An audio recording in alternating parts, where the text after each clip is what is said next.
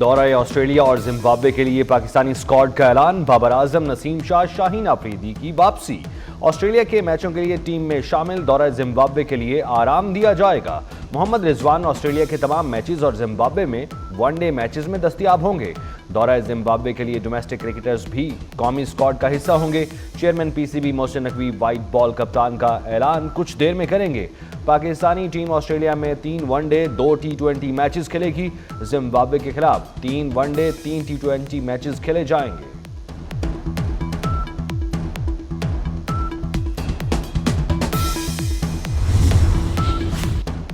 Pakistani cricket board نے کھلاڑیوں کے لیے سینٹرل کانٹریکٹ کا اعلان کر دیا۔ پی سی بی نے 25 کھلاڑیوں کو 4 کیٹیگریز میں سینٹرل کانٹریکٹ دے دیا۔ قومی ٹیم کے سینٹرل کانٹریکٹ میں اکھاڑ پچھاڑ، شاہین آفریدی کی اے سے بی کیٹیگری میں تنزلی، شاہین آفریدی، نسیم شاہ بی کیٹیگری میں شامل، اے کیٹیگری میں محمد رضوان، بابر اعظم شامل۔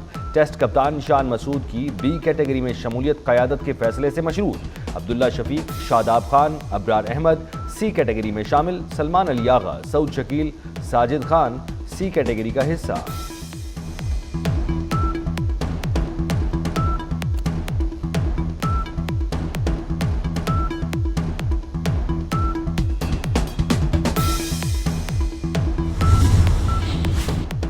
صدر آصف زرداری نے یوم سیاہ پر اپنے پیغام میں کہا، دنیا اپنی ذمہ داری کو مزید نظر انداز نہیں کر سکتی۔ عالمی برادری مقبوضہ جموں کشمیر میں انسانی حقوق کی خلاف ورزیوں کو روکے۔ وزیر اعظم شہباز شریف کہتے ہیں، جنوبی ایشیا میں قیام امن مسئلہ کشمیر کے حل سے ہی ممکن ہے۔ کشمیریوں کو اخلاقی، سفارتی اور سیاسی حمایت جاری رکھنے کے لیے عزم کا اظہار۔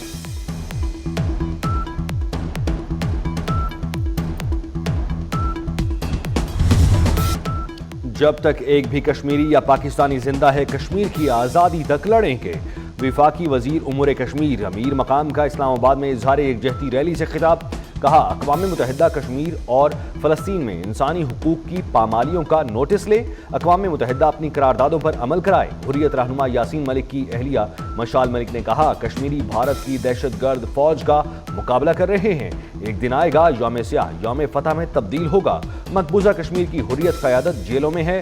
کشمیریوں سے اظہار یکجہتی کے لیے پاکستانی عوام سے باہر نکلنے کی اپیل۔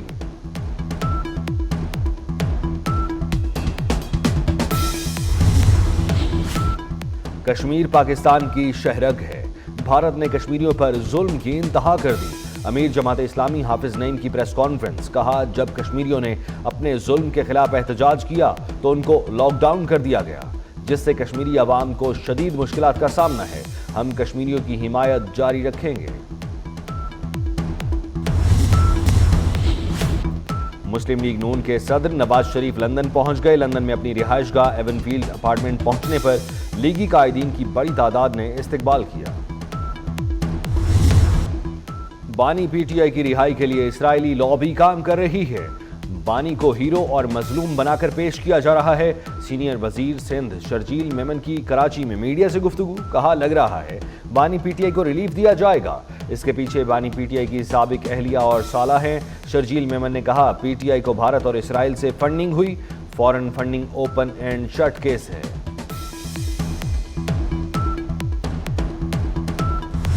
لاہور کا ایئر کوالٹی انڈیکس خطرناک حد تک بڑھ گیا۔ باغوں کے شہر میں فضائی آلودگی میں بے پناہ اضافہ۔ دنیا بھر میں فضائی آلودگی کے اعتبار سے لاہور پہلے نمبر پر آ گیا۔ بین الاقوامی ایئر مانیٹرز کے مطابق جوہر ٹاؤن اور اطراف میں AQI 893، گلبرگ کے اطراف میں ایئر کوالٹی انڈیکس 754 تک پہنچ گیا۔ طبی ماہرین کے مطابق فضا میں کیمیائی مادوں کی مقدار عالمی ادارہ صحت کی گائیڈ لائن سے 85 گنا زائد ہے۔ شہریوں کو باہر نکلتے ہوئے فلٹر والا ماسک استعمال کرنے کا مشورہ۔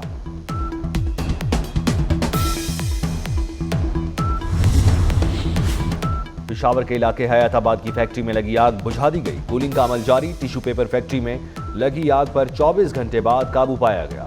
آگ کے باعث فیکٹری کا بیرونی حصہ منہدم ہو گیا۔ کراچی کے علاقے فیڈرل بی ایریا میں LPG کی دکان میں سلنڈر دھماکہ، دھماکے کے بعد لگنے والی آگ پر قابو پایا گیا۔ آتش زدگی سے 2 افراد جھلس کر جاں بحق۔ فائر بریگیڈ کی 4 گاڑیوں نے امدادی کارروائیوں میں حصہ لیا۔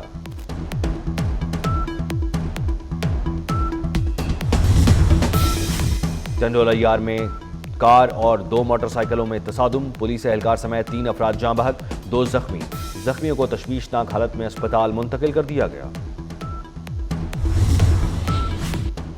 شکارپور کے علاقے کچے میں پولیس اور رینجرز کا آپریشن، سر کی قیمت والے 2 ڈاکوؤں سمیت 8 ملزم ہلاک۔ آپریشن میں ڈرون ٹیکنالوجی کا استعمال، پولیس کی ڈرون کی مدد سے ڈاکوؤں پر شیلنگ، ڈاکوؤں کے 11 سہولت کار گرفتار، نامعلوم مقام پر منتقل۔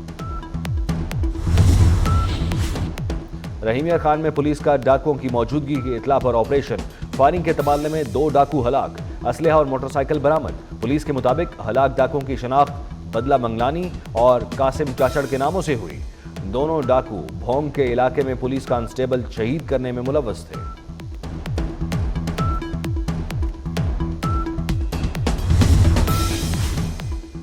اسرائیل کی غزہ میں دہشت گردی جاری، صہیونی فورسز کی بیت اللہیہ میں 6 عمارتوں پر بمباری، 45 فلسطینی شہید ہو گئے۔ فلسطینی انکلیو میں ایک پوری آبادی کا منظم طریقے سے قتل عام بند کیا جائے، council of American Islamic relations کا امریکہ سے مطالبہ۔ غزہ میں شہادتیں 42,847 ہو گئیں، زخمیوں کی تعداد 1 لاکھ سے بھی زیادہ ہو گئی۔ اردو ادب میں اپنی الگ پہچان رکھنے والے ممتاز مفتی کو ہم سے بچھڑے 29 برس بیت گئے۔ ان کا لکھا ناول علی پور کا ایلی اردو ادب کا آج بھی شاہکار نمونہ۔ سندھ ہائی کورٹ کا ایم ڈی کیٹ 4 ہفتوں میں دوبارہ لینے کا حکم۔ ایم ڈی کیٹ میں مبینہ بے ضابطیوں کے کیس میں فیصلہ دیا گیا۔ چیئرپرسن کمیٹی شری نارجو نے عدالت کو بتایا کہ تحقیقات میں امتحان کے نظام میں خامیاں پائی گئی۔ جسٹس صلاح الدین نے ریمارکس دیے کہ بظاہر یہ امتحان کمپرومائزڈ ہوا۔